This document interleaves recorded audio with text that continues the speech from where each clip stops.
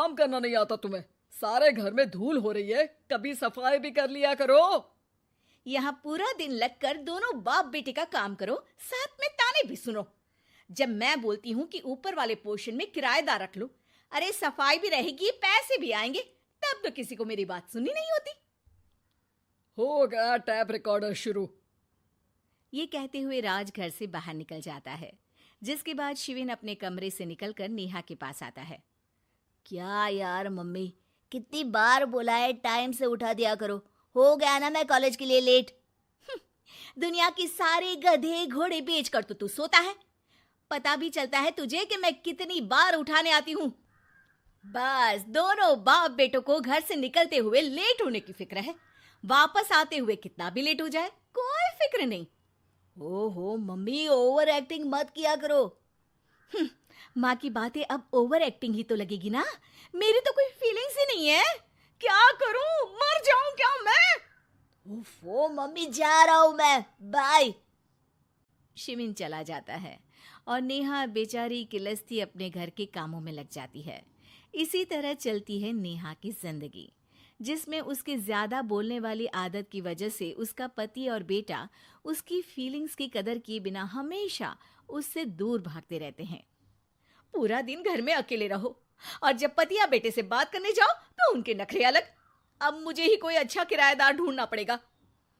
इसी के साथ नेहा किराएदार की खोज शुरू कर देती है, जिसके कुछ महीनों बाद दूसरे शहर से यहाँ पढ़ने के लिए आई निम्मी घर ढूंढते हुए नेहा के पास आती है और वो उसे किराए पर रख लेती है। अगली सुबह हमेशा की तरह राज और शिविन अपनी जल्दी में होते हैं कि निम्मी वहां आ जाती है। दीदी, थोड़ी चीनी मिलेगी, वो कल ना राशन लाने का समय ही नहीं मिला। निम्मी को देखते ही दोनों बाप बेटे की जल्दी वहीं खत्म हो जाती है और वो निम्मी को इम्प्रेस करने की रेस में भागने लगते हैं। अरे मम्मी को क्यों परेशान करना, मैं हूं ना। अरे तूने आज तक अभी किचन की शक्ल भी देखी है? रुको मैं लेकर आता हूँ। चीनी का डिब्बा कौन सा है और कहाँ रखा है वो तो पता नहीं है दोनों को, फिर चीनी के अपने मुंह से निकलने जा रहे हो किचन में। अरे मैं तो बस तुम्हारी मदद करने के लिए बोल रहा था। है क्या मदद? और वो भी तुम करोगे? सच में? अरे कोई तो सच बताओ, सुबह सुबह दोनों बाप बेटे कोई सूखा नशा करके तो नहीं आ गए ना? अरे कैसी बेकार की बातें करती हो मम्मी। अरे जब कौवा अचानक हंस की चाल चलने लगेगा तो शक होना तो लाजमी है ना। घर का ऐसा माहौल देख निम्मी वहां से जाने ही लगती है कि राज उसे रोक लेता है। अरे आपने चीनी तो ली ही नहीं? इट्स ओके भैया, मैं आज बिना चाय की ही कॉलेज चली जाऊंगी। जहां एक तरफ भैया सुन राज का दिल टूट जाता है, वहीं कॉलेज सुन शिविन खुश हो जाता है। वैसे आप कौन से कॉलेज में हो? इस पर निम्मी जवाब देने ही वाली होती है, लेकिन नेहा टोकते हुए बीच में बोल पड़ती है। अब दोनों को देर नहीं हो रही। हद है इनसे भी, कहीं बात बनने ही नहीं देंगे मेरी तो। अरे जा रहे, अब यहाँ बचाई क्या है? इस पर निम्मी के पीछे पीछे शिविन कॉलेज की तरफ और राज ऑफिस चला जाता है। इसी तरह दिन बीतने लगते हैं, जिसमें अब सुबह जल्दी जाना और शाम लेट आने का सिलसिला सुबह लेट जाना और शाम जल्दी आने में बदल जाता है। एक शाम वो दोनों समय से पहले ही घर वापस आ जाते हैं, जिन्हें देख नेहा हैरान रह जाती है। हाय मेरे रब्बा, अरे पहले घर जल्दी आना शुरू कर दिया और आज तो उससे भी जल्दी। कहीं मैं कोई सपना तो नहीं देख रही? मतलब अब क्या हम अपने घर भी जल्दी वापस नहीं आ सकते? अरे घर तो कितने सालों से तुम्हारा ही है, पर लगता है कि अपना ही है, इस बात का एहसास अब हुआ है। वो सब ठीक है मम्मी, निम्मी कहाँ है, जरा उसे बर्थडे विश तो कर दूं। अरे वाह रे, आज तक तो अपनी माँ का बर्थडे तुझे याद नहीं रहा, उसका बहुत याद है।